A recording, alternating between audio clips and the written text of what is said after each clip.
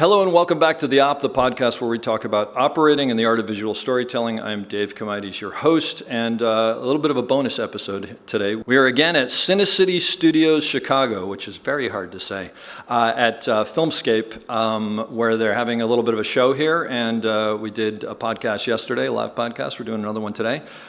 Just so you know where we're at, Filmscape Chicago brings together filmmakers, artists, technicians, and students for networking, education, and training in, and this is the important part, free classes, and on the trade show floor, which is here this weekend and is fantastic. So really excited to be in Chicago. We're doing an operator panel today, and what this is going to be is sort of a rapid fire series of questions about operating, and none of it will be panning and tilting. So if you came, or panning and panning, which is what they call it now, so if you came here for any of that, you're going to be disappointed. But to me, this is the actual part of operating. On our panel is a bunch of amazing local operators. I'm hoping that most of you know them, but for the people who are listening or the 4 people watching at home. Stephanie Dufford recently has worked on Chicago Fire, Chicago Med, and the other, would you say, 7 shows that were working in Chicago until recently? 7 of the 9, yeah. You guys are the only people in the country working. Next is Seth Thomas, Power and PD, among other things. Great operator. Spencer Gillis, Somebody Somewhere in Empire, and Gary Maloof. It's a show called, like, what is it? The Bear, and Justified, which of course everybody knows. But I'd like to hear more about this bear. It sounds interesting. And I'm, as I said, I'm your host, Dave Comides, and most recently. Chicago-wise, I'm not from Chicago. All these folks are. I did the Shy last year, and actually I was just here last week doing a commercial in Wrigley Field, which apparently is a baseball stadium, and is kind of cool. So I've done a bunch of stuff in Chicago, and here I am. I'm very excited to be here. I'm going to shut up and ask the first question, and we're just going to go for it. So thank you for being here, and hopefully this is of value. First question. For the people listening at home, am I as good looking? No. Oh, okay. We're not going to go with that one. Okay. Yes. Does anyone? Very good. Spencer, do you Venmo or cash or what? Okay.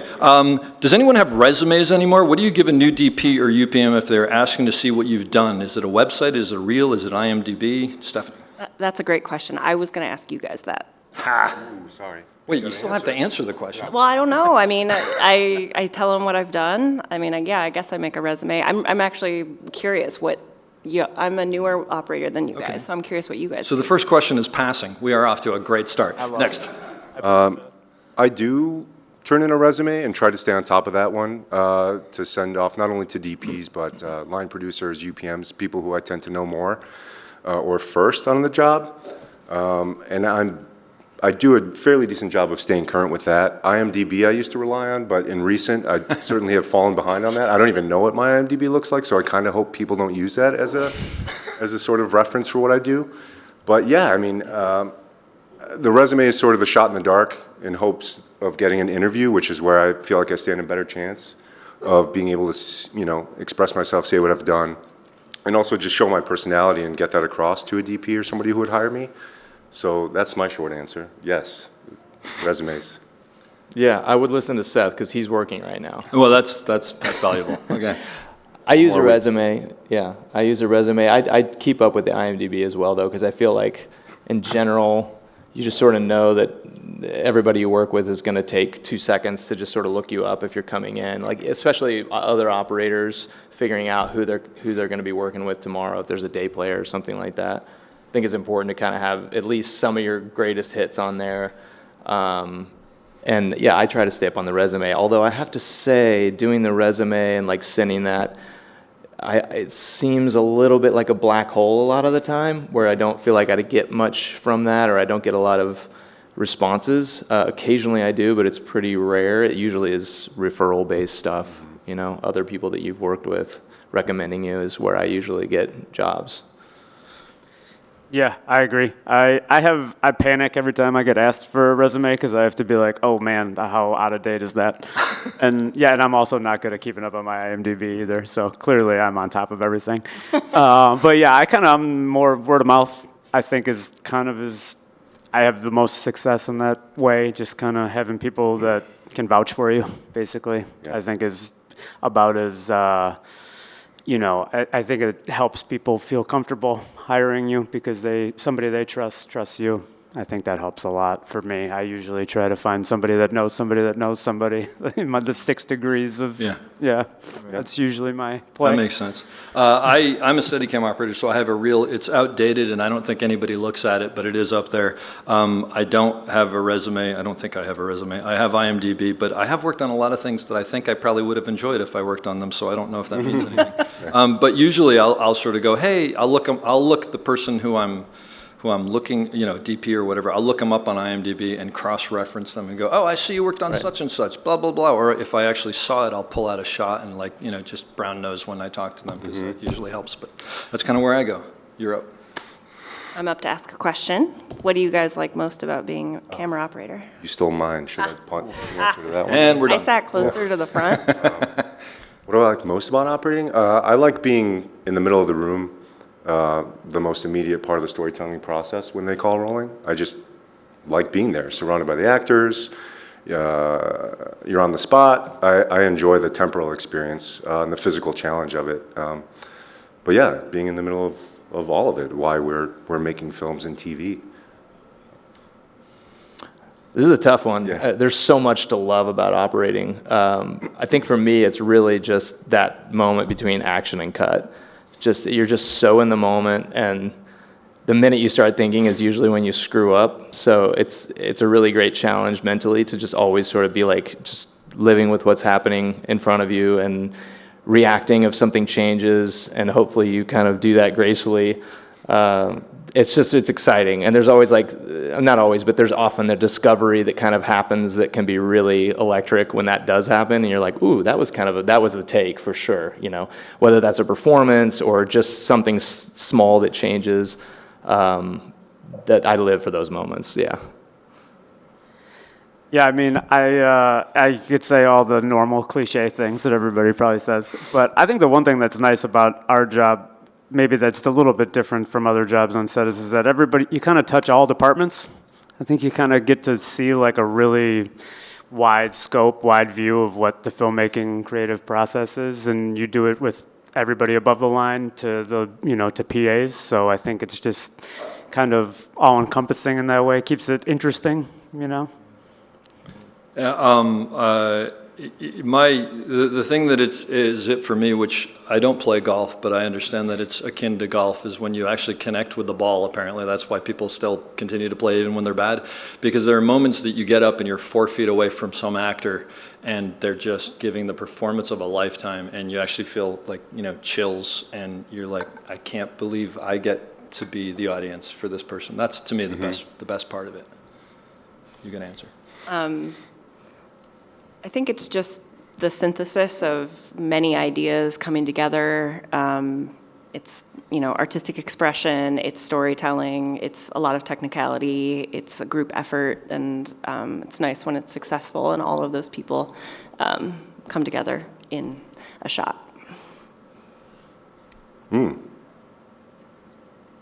guess I'll springboard off of Gary's mentioning of how you're having to deal with all the different departments and all different crafts and what everybody else does, and say which, if any of your responsibilities crosses over into another department's domain. How do you handle that? Well, I'm glad I'm the first one, because I know the answer is probably going to be set dressing for pretty much everyone. I mean, that's like the obvious one. That's the easy one, yeah. That's the easy one. Can you explain why? I mean, it's, the set dresser is always helping you with your frame, right? There's always these things in the background you want to finagle and tweak to balance your frame out, or whatever it is you're looking to do, or hide like an outlet or a fire extinguisher that you think looks ugly, or whatever it may be. And sometimes, there's one of them, and there's a million things that need to get moved, and oftentimes there's 2, sometimes 3 cameras. So sometimes you just have to go and do it yourself, and so it's just important to let them know that you moved it and where you put it or how you shifted it or whatever, just so that for their continuity photos, they know that you've made a shift. That's just how I deal with it, but that's definitely the one that but I usually have a really good relationship with the set dresser, and they kind of know that's how I work, because sometimes you're saving them the trouble, because it's something that it's almost more difficult to spend the time trying to communicate it than it is to just go over and move it that quarter of an inch counterclockwise that you know you need it to be. So. Yeah, I do. I feel often very terrible for every set dresser I've ever worked with because their job seems unachievable to me. Everybody's helping me all the time. No one's helping them. So that seems crazy. But I think for me, just with all that stuff, with dealing with other departments like that, it's just like, I'm not an electrician, or I'm not a dolly grip, or I'm not whatever. So like I do want, they have to have a voice. I think that's the key for me, is that it's just like they need to be a part of the process, because I'm only going to be as good as they are. So I think just letting them know that, you know, we're in it together, I think to me is the main key for working with other departments. I find that, you know, I get better because I can lean on their expertise, and they help me do my job better, and hopefully I help them have their job be a little easier, maybe, hopefully. Yeah, I mean, I'll set dresser definitely. The weird thing that I find is that because, quote unquote, if I'm on an A camera or even if I'm a B camera, I'm sort of the eyes on the set of what's being shot. There are people with much better monitors that can see stuff that I can't see. So there's that weird thing of going, okay, our actor has a flyaway, and I'm sure someone has seen that, but I'm not, no one's coming in. Should I say so? Oh, yeah, can we get Hair to come in? And then sometimes they'll be like, oh, thank you. And then someone's like, yeah, I saw it. And you're like, well, I don't know. I mean, so to me, it's always like redundancy. And I always go, and I'll always say, look, I just wanted to make sure that, you know, you guys have a lot going on. We're understaffed, whatever. But I think it's almost all departments, only because you're, to me, most of my job I find is I'm constantly looking for assassins. I have to call them assassins. It's like that cable over there, or that sandbag, or that flyaway, or that mic, or that mirror, or whatever. And so then I'm, like Gary said, I'm then going to those departments and going, hey, I just want to make sure you're aware of this. And 90% of the time it's like, oh no, we were doing 30 things, thank you for bringing that up. And then 10% of the time it's like, yeah, we got it. And I'm like, and I felt like I showed up in Chicago and they're like, oh, you're the operator who screws set dressers, okay. But you know, I try to always communicate with them, and they are always overworked, the truth of the matter. Sure. So yeah, and actually just on a very specific level, I will actually start a show and immediately introduce myself to as many people as possible. I'll then completely forget their names and apologize because I'm terrible at that. But I'll always say to the set dresser, hey, just so we're on the same page and I know how you work, you seem like you're a single department person here. Like, can I help you? If I always tell you, do you want me? You know, and everybody will be different. Someone will be like, nah, do what you want. And others are like, I don't want you to touch anything. I got to know. And it's like, okay, then I know. So, yeah. Yeah, I mean, I think the key is communication. Not everyone may be on the same page as you, especially since you're so central to everything that's going on and things change quickly.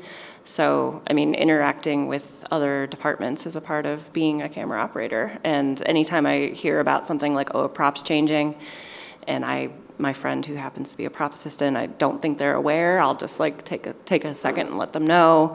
I mean, we're just trying to make art and go home. So I think communication is the key, and just having as good a rapport as you can. You don't have to know everyone really well, but you know people's names, or at least like smile and have appreciation, because it's a lot of names.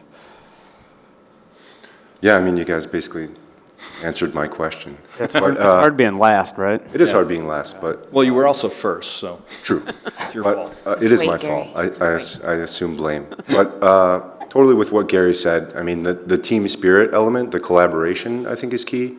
Because, yeah, we have to rely on literally everybody. And to make it clear from the beginning, introducing yourself, I'm terrible with names too, and I'm upfront about that, but just letting people know I respect you, I care about you, I value you, involving them, like Gary said, to be a part of the process. And then, yes, you have assassins working for you, looking in the tiny eyepiece, like you said, where you don't notice a little water bottle in the corner, and then somebody gets it out of the way for you because you've established that sort of vibe.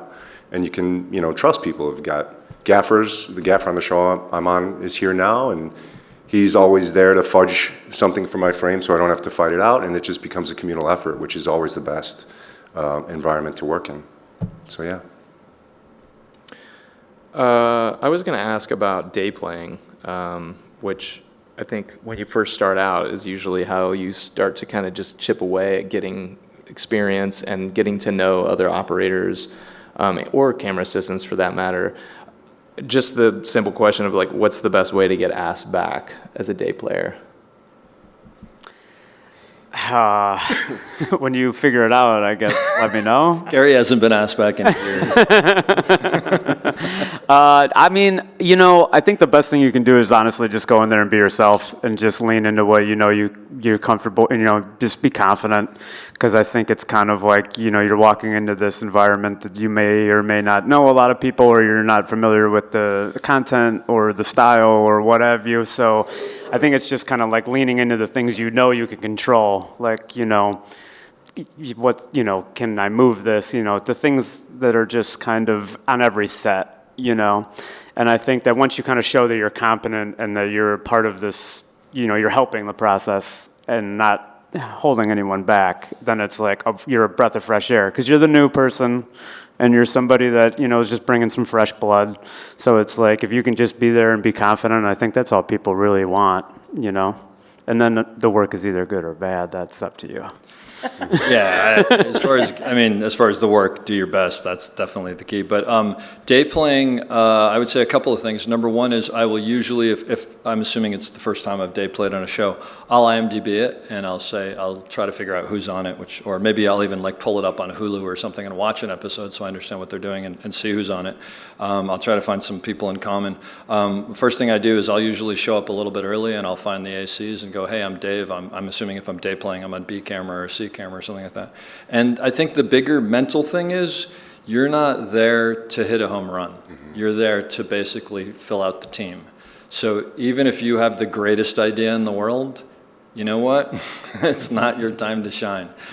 You're there to fill in for someone, make sure that to me, the biggest thing is you're there to make sure there's no interruption in the process. So usually I'll go in and I'll go, hey, anything I need to know about framing, the A camera operator or the DP or whoever I meet first, anything I should know about any of the actors, whatever, and then you just sort of sit back and you wait for it and you kind of try to just get in there. And then invariably, the more you work, and I'm sure Chicago is probably even more so because it's a small town, you probably know people, right? So you show up on the set and immediately glom with those people and go, all right, who do I need to know about? And they're like, oh, the AD, blah, blah, blah, blah. Sorry for the ADs out there. But we know it's true. That's true. I just lost a job. But yeah, that's what I would say is I think you're there to basically not make a hiccup.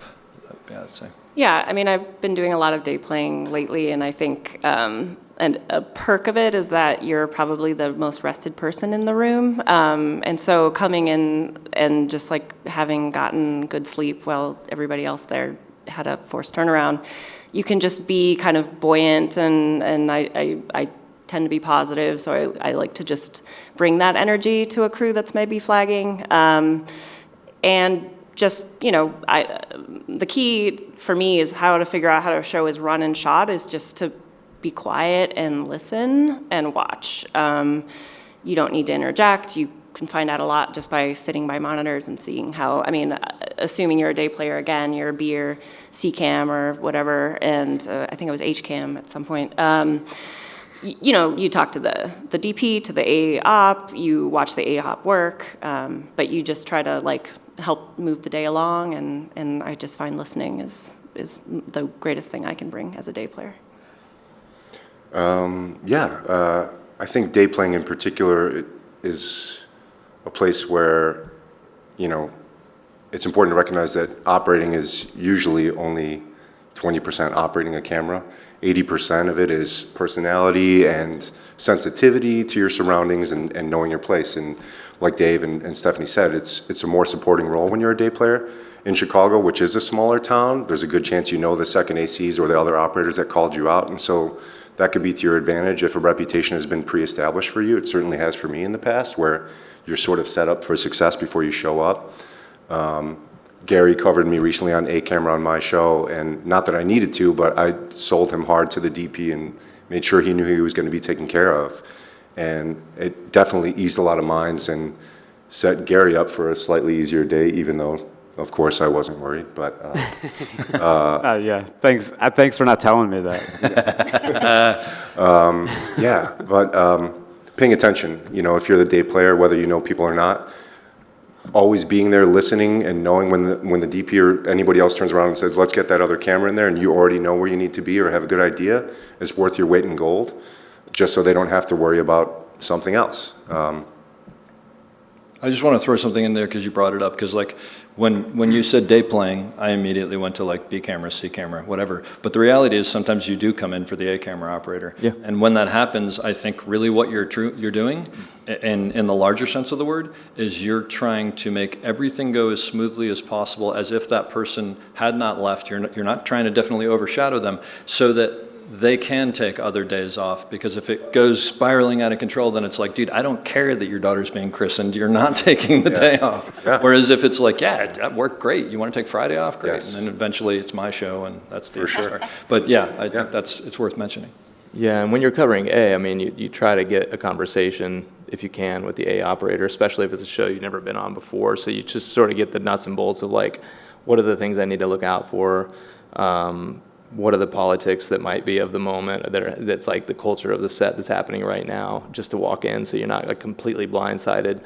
But just in general for day playing, I mean, everybody's pretty much covered it, but I think for me, like, I think just in terms of paying attention, just specifically, I'm really a fan of being at the monitors, paying attention to not only what the coverage has been so far, so that if they're like, oh yeah, like let's put C camera in on a you know, whatever, 100 mil, and you're doing this really tight close up, and you've also been watching the acting, and you know the blocking of the scene, you know sort of how somebody stands up and like what line they're standing up on. So I'm wearing a Comtech and I'm watching the monitors when I'm day playing, when I'm not shooting, so that I kind of know, and I've sort of memorized the scene already, which is kind of a huge advantage. It's sort of like what you're doing when you're on A camera and you're doing the wide first, hopefully, and you get a chance to sort of memorize the scene and memorize the blocking, and it often shifts and changes, so that by the time you get into the coverage, it's like you have it down. You know where everybody's going, you know how everybody sits and stands, and all that sort of stuff. I think that helps you a lot, so that when you walk in, like Dave was saying, you're not just sort of flying blind, like, oh, what am I doing? Where's the camera going? How does the actor move? They want you to be ready, yeah.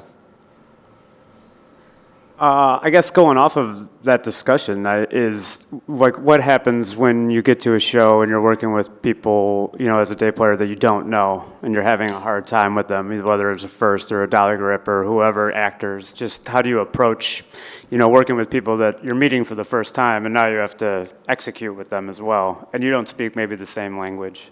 So how do you guys handle that? Yeah, that does happen. It's just you come in and either maybe someone doesn't want you there because they're used to someone else. And actually, I've been in the situation where I've gone in and to cover someone, and an assistant literally has said, I don't know why I didn't just bump up for the day. And I'm like, oh, this is going to be a fun day. But I think what you do is you number one, you just try everything you can to kill them with kindness. And I think the bigger thing is to empathize with them, to go, okay, I don't know what's going on with you, and reality is I'm here for a day, so I'm not going to find out what's going on with you, but just trying to sort of involve them as much as possible, or not involve them if they don't want to be. I mean, figure out very quickly. And the reality is sometimes, let's say I know the C camera, I'm coming on B, and I know the C camera operator, I might go and after an hour or two and go, am I imagining this, or is this happening? It's like, no, that dude's angry all the time. And it's like, okay, so there's nothing I should do. Or they might go, you know, he's going through a bad divorce. It's just not going to, like, just bear with him. We're all doing, you know. So I would just do some research. But I think, especially when you're day playing, I think the big thing is you realize it's just not all going to be perfect in the way you want, and you just have to adapt to it rather than trying to adapt it to you. Yeah, that was what I was going to say. You have to be adaptable. I mean, if you're not getting along with someone and it's affecting your shot, you know, that's a bigger concern than if you're just not getting along with someone and they're making your day harder than it needed to be.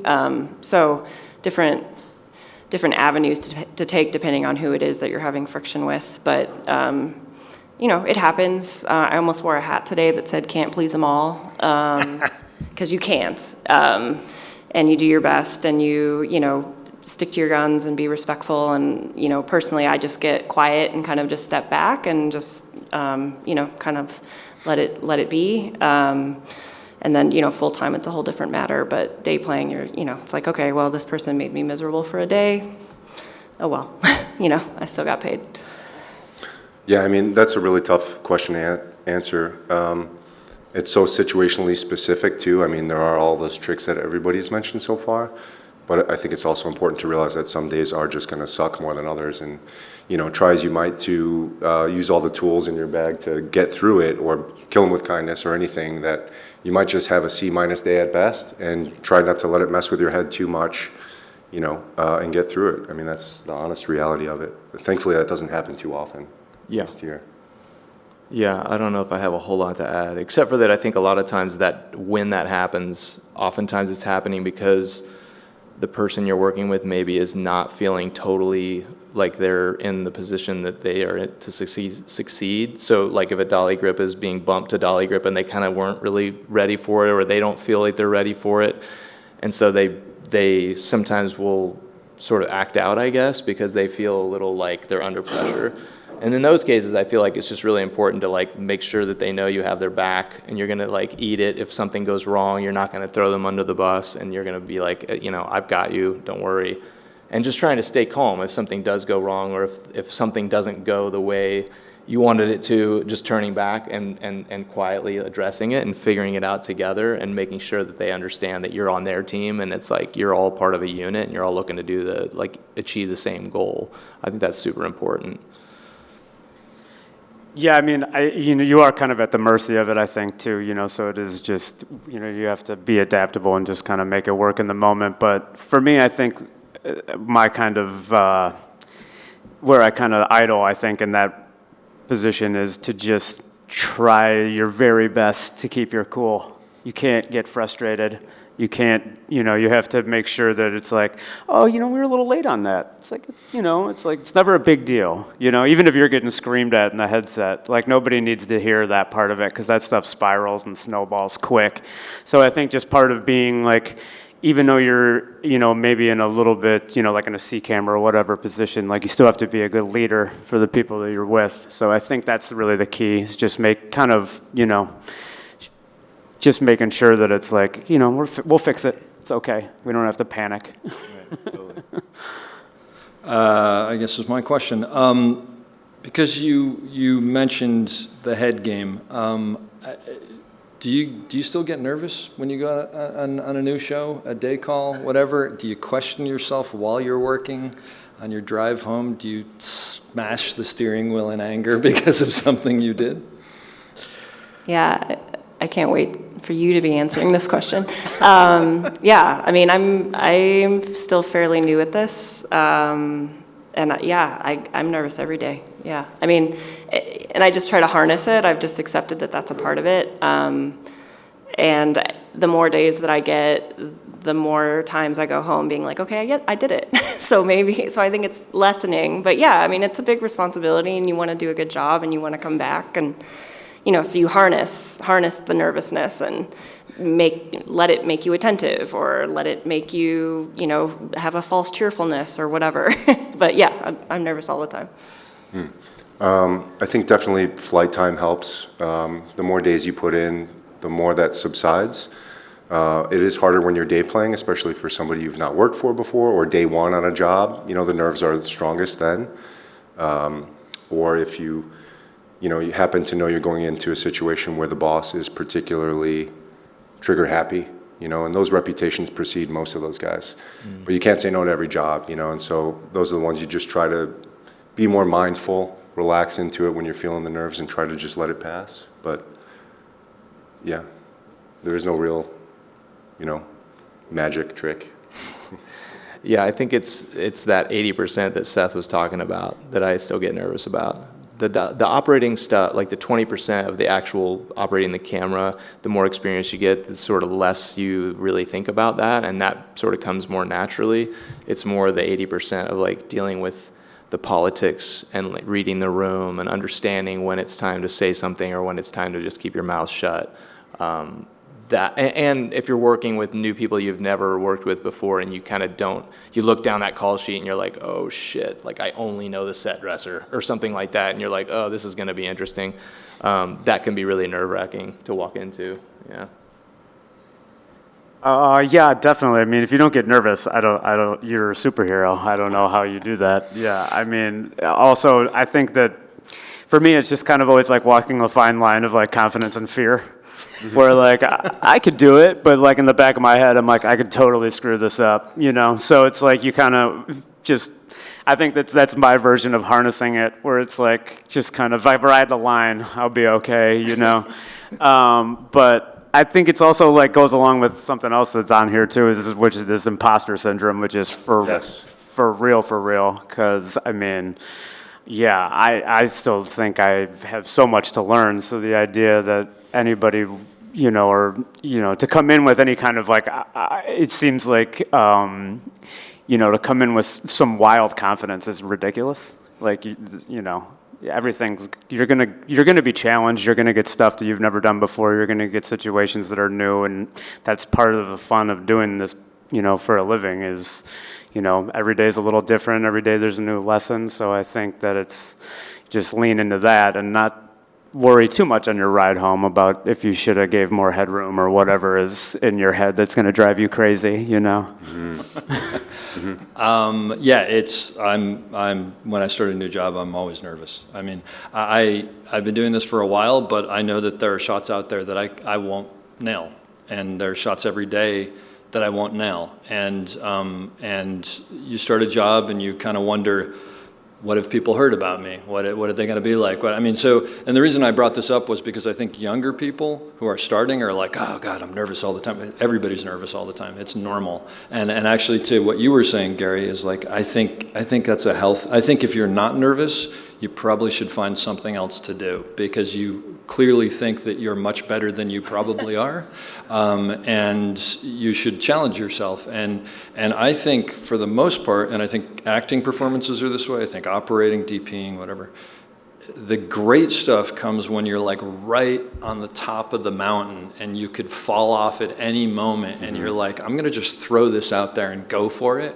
And that's when the cool stuff happens. As far as harnessing it, and I will say, Gary, I would love it if I could let it go on the drive home, but my drive homes are very ugly. Because I'm constantly, like, I'll be driving home, like, listening to some, like, happy-go-lucky song, and I'm like, God damn it, that's exactly what I should have done, and I didn't do it. But my mantra is always, I'd rather them be happy and me be unhappy than me be happy and them be unhappy, because they've hired me to do a job. But what I actually will do is, I will, if doubt starts to seep in, I will hypercritically focus on something, and it doesn't make a difference. It could be the tile on that floor and what the corner. It doesn't make a difference because if I hypercritically focus, I have no ability to think about the other stuff.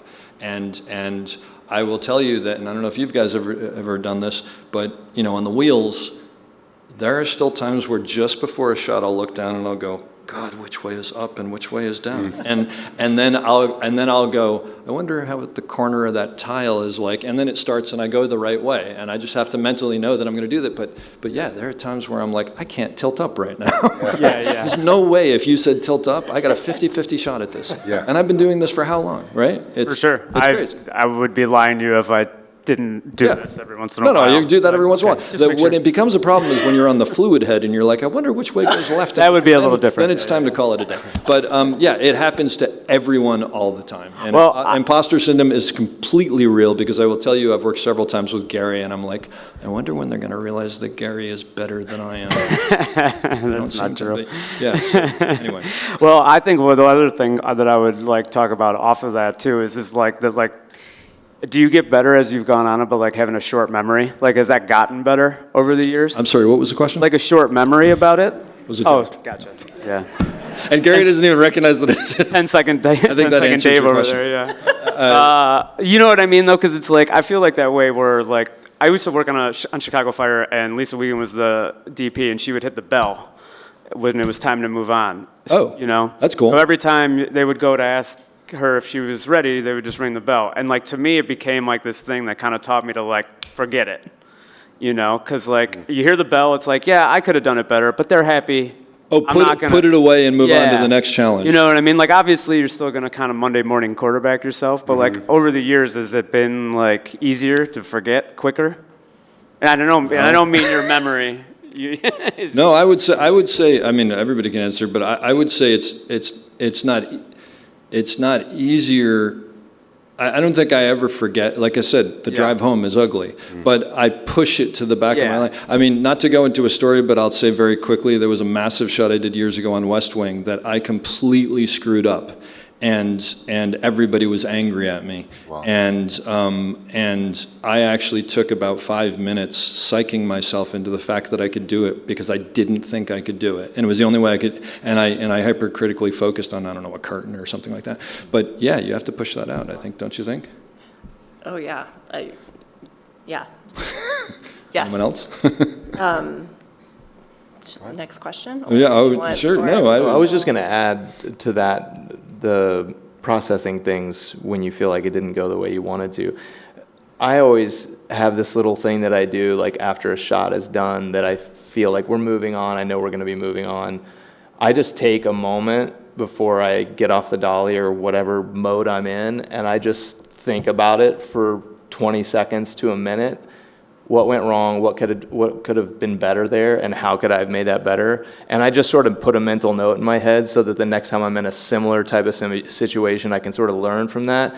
And I sort of learned through trial and error to do that. I come from kind of an athletics background, and that was something that I did then, and I started sort of applying a lot of things that I took from athletics, grafted over pretty well to operating, and that's helped me a lot to keep the sanity. And then you just let it go. Well, because you're learning from it, right? It's not just a failure. It's like, oh, now I know how not to do that again. It helps knowing that you're at least learning something that hopefully the next time you've got that in your toolkit, you know? Well, I'm also curious if it's okay to break the format, just segueing into another question that's here, which is, do you guys watch dailies and how often? Because with all that stuff too, the opposite end of it is I get so hyper-focused and critical about the minutia and get the perfectionism about it all. But so many times I've watched dailies and I'm like, I remember that sucking, you know, or I thought that looked like shit. Totally. But it looks great, you know, or it certainly looks more than acceptable, better than I thought at the time. And that's such a weird experience, but it's helped me in my confidence and also accept some of the imperfections that you feel are going on. But I'm curious if you guys have had the same experience, if you do watch dailies, if it gives you any good feedback like that. It's similar to athletes watching yourself perform after a game. Stephanie? I mean, watching dailies never makes me feel better. And it's very interesting to hear you guys because I keep thinking that it's just like, it must be my personality that it's hard for me to not see the mistakes only. And I'm actively working at like self-forgiveness and acceptance and reminding myself that like I was in an impossible situation sometimes, you know, when something goes wrong. But yeah, I mean, with enough distance, I can look at something I've done and been like, oh, it's better than I remembered. But yeah, watching dailies is like, it's like punishment. Interesting. Yeah. I hate to say it, and I hate it. I don't watch dailies, but it's because my daily experience is literally like, oh, what was the password? And oh, it's Yeah. And 45 minutes later, it may actually. I can't deal with it. Yeah. I will say that I'm old enough that I do miss dearly going and watching dailies before. It was the most stressful, horrible experience, and it was also wonderful because you learn so much. But that said, in all of this, what I will say is, if I do happen to watch dailies, it does happen occasionally for something, what I'll generally realize, which I think is along the line of what you're saying, is I was like a painter who was like right up next to the canvas, and I'm like, I can't believe I did that brushstroke. And then when I step back and I watch it, I'm like, all right, I hate that, but it's fine. Sure. And I think that's what you kind of want to be in any department, is you want to be like so perfect at everything that when you do make a mistake, nobody even realizes it. Yeah, I've gotten better at forgiving myself for things because how many times have you had a DP come in or a director come in and they're like, that was great, and you're sitting there just beating yourself up like, oh my God, they touched the frame line when this happened or whatever. Yeah. And then you realize that they're not watching that stuff, you know? I mean, obviously you want it to be as technically perfect as you can make it, but at the end of the day, most of the people who are going to be watching this stuff, they're not looking at the technicalities of like the perfect operating. They're looking at the story, they're looking at the performance, And it's always good to remind yourself at the end of the day, like, that's really what it's about. It's not really about you. It's not about your shot and your headroom and whatever. Nobody really gives a shit about that. Yeah, I mean, unless you're a Steadicam operator, in which case it's completely about you, but that's another story for another time. Nice. I just found out that this is 15 minutes shorter than I thought, so no. we're actually almost done. So I'm going to make a shameless plug, and then I'm going to ask one final question. And then, by the way, anybody who wants, we're going to go out to the hallway, so if you want to ask questions, feel free, because this was just the format I came up with. So the app and the website and the podcast are called The Op. This is sort of a labor of love I started 9 months ago because honestly I wish something like this existed when I was coming up. When I was starting as a Steadicam operator in day playing, you'd come in and actually people not only would not talk to you, but they would sabotage you sometimes. So I would like stand across the room and go, what is he doing? Wait, how is he doing? And you just had to like try to learn however you could. But I decided to put this together, most of which is not me. It's other operators and some of the best operators in the world. This format actually comes from something in there called The Answers, where every week I put out a question to about 40 operators. Between us, there are 500 years experience, and anybody who wants answers it, and you don't know who answered it. So you could just you could just go on and read answers to all these things. I would highly recommend, especially right now, checking out something called The Breakdown. There are always 2 of them on the front page, and actually the reason I mention it right now, it's where great operators, actually I did one for the first time this week, so it's not a great operator this week, but it's really 2 great local key grips, Steve Mulcahy and Ed Titus, that I worked with, and we broke down a shot that we did for Dark Matter, and also Victor Macias and Eric LaSalle broke down an amazing shot they did for Chicago PD. So they're 2 Chicago things right on the front page. But the podcast is up, and it's chock full of good information. So I'm gonna ask you guys, I'm gonna answer this question first because I don't want to be the last person, because it's my podcast and that's the rule I'm making, and that's the way it is. But I'm going to ask you the question, someone who's starting out, someone who's, actually no, I'm going to lie, I am going to be the last person because I don't want to steal your thunder.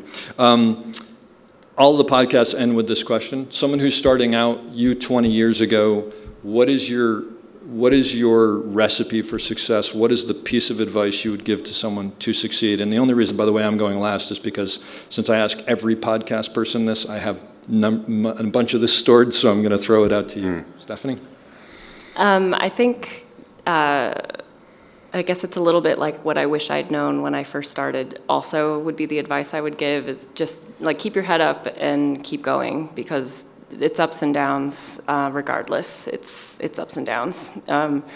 It's a creative job, it's a technical job, it's a political job, and there's lots of elements and aspects that will influence every day that you work as a camera operator, and some days are good, some days are bad, but keep your head up and accept and know that there are ups and downs. This might sound super motivational speaker, but mine would just be that, you do have to believe in yourself and believe that you can do basically any job that anybody else is doing in this business. 18 years ago, I think, is when I got in as a grip on Prison Break. I remember watching the operators on that and thinking like, damn, feeling like that was so far away from anything I'd ever be involved in. But it's not true. You really can't do any job, any particular job that you want to do. So you do have to believe in yourself and just keep pushing along, and that's it. That's great advice.